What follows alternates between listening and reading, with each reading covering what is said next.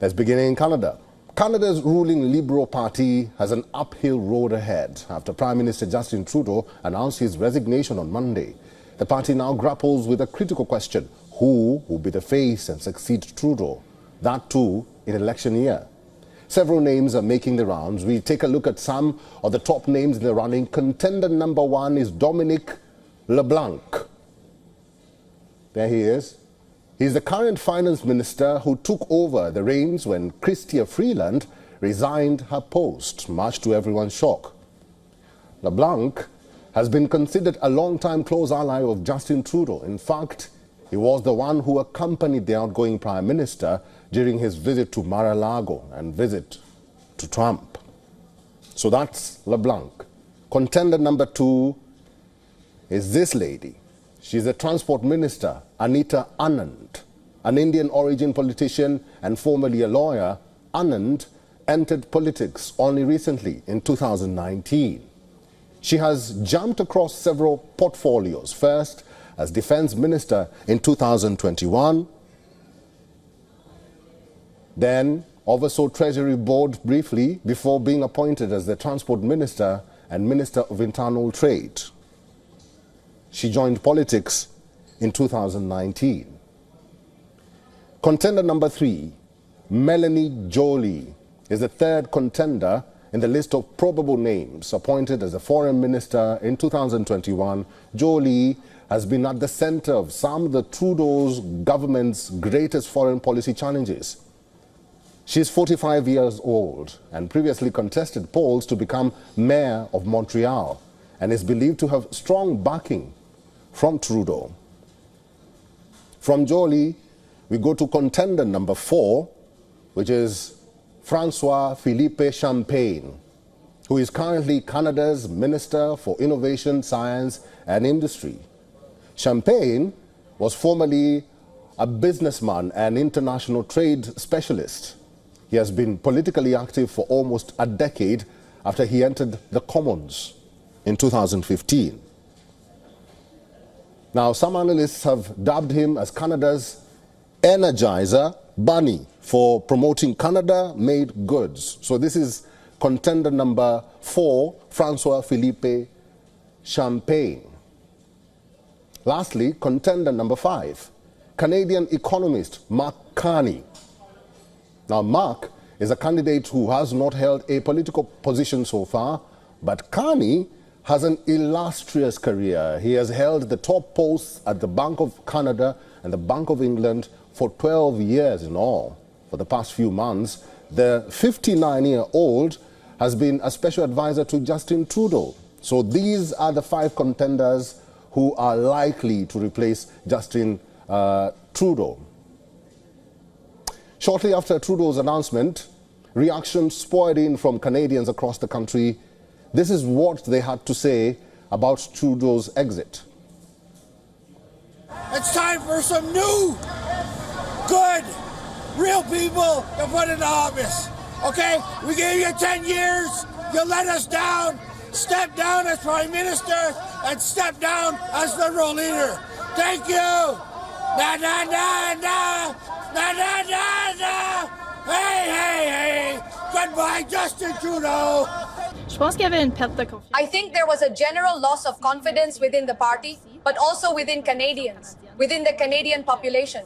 So I'd say it's a good thing, and it would be a good idea to start again and see how we can improve things for Canadians, but also within the government. I think it's better he resigned, and now they can get a leader in that maybe more people nationally will support him. I think that after 10 years, he's pretty much given his all. I think that in all and for all it was quite correct, but now I think it's fatigue and the wear and tear of power.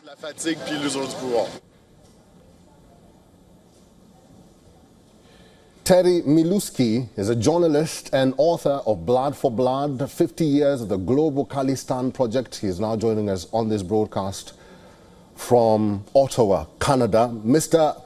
Miluski, thank you very much for making time for us and welcome to WION The World as One. I just told my viewers some of the contenders that will be, replacing Justin Trudeau. But I didn't mention one name, and that is Chrystia Freeland. Do you think she will be able to replace Justin Trudeau? Let's start from there. Well, she certainly would be able, yes. And it's surprising you didn't mention her right up front, because in the first of the quickie polls that I've seen, she was number one. She actually seemed to be in the mid-20s, with Mark Carney in the second spot. The low 20s, small quickie poll doesn't matter a whole lot. But Chrystia Freeland has been at the center of the government for the past 9 years. Since the Liberals won power in 2015. She's been Foreign Minister, she's been the Finance Minister, she has been the essential Minister of everything. And in the early going, she's certainly the principal contender, I would say. And in the second spot, I would say Mark Carney, simply because although he has very little political experience, he has, as you rightly pointed out in your report, an illustrious career as an economist, as the governor of the Bank of Canada and the governor of the Bank of England, a rare distinction. He's well known to every finance minister on the face of the earth. He's known in international fora, and I think either one of them could credibly take over the leadership. Because of course, that's the leadership of the Liberal Party, isn't it? That's all. It's not much of a prize right now, because the pollsters say that party will inevitably lose the next election by a very wide margin to the Conservatives. Mr. Miluski, let's talk about the party and the future of the party and also the future of Canada. There are so many analysts who are saying that the politics in Canada is somewhat gloomy now. What do you predict the future of the Liberal Party, the ruling Liberal Party, will be in the next few years? Well, I think that the future of the Liberal Party starts with a stinging defeat, which, as I say, seems almost inevitable now in the spring of this year, as soon as possible, as soon as the opposition parties get an opportunity to bring down the government. It is a minority government, and the opposition parties have all pretty much pledged that they've had it. They're going to vote the government out of power as soon as they get a chance. Trudeau has engaged in a bit of chicanery by delaying his departure and closing down the parliament, proroguing the parliament, as they say, until the end of March, which gives him a few more weeks in power, but won't be able to do very much. He's a lame duck. So I think what's going to happen is that the Liberals will, the opposition parties will bring down the Liberals at the first opportunity. That will precipitate an election pronto, and that will see the installation, most likely, of the Conservatives. And then the Liberals can occupy themselves with their rebirth, reorganization, whatever. They've done it before. It's happened before. Liberals were relegated to the back benches and came back and ruled the country for nearly 10 years. So they're not finished, but in the short term, they're in the wilderness. All right. Mr. Terry Miluski, thank you very much for your time and for talking to us. That's all the time we had for you this day. Thank you once again. Thank you. For all the latest news, download the WION app and subscribe to our YouTube channel.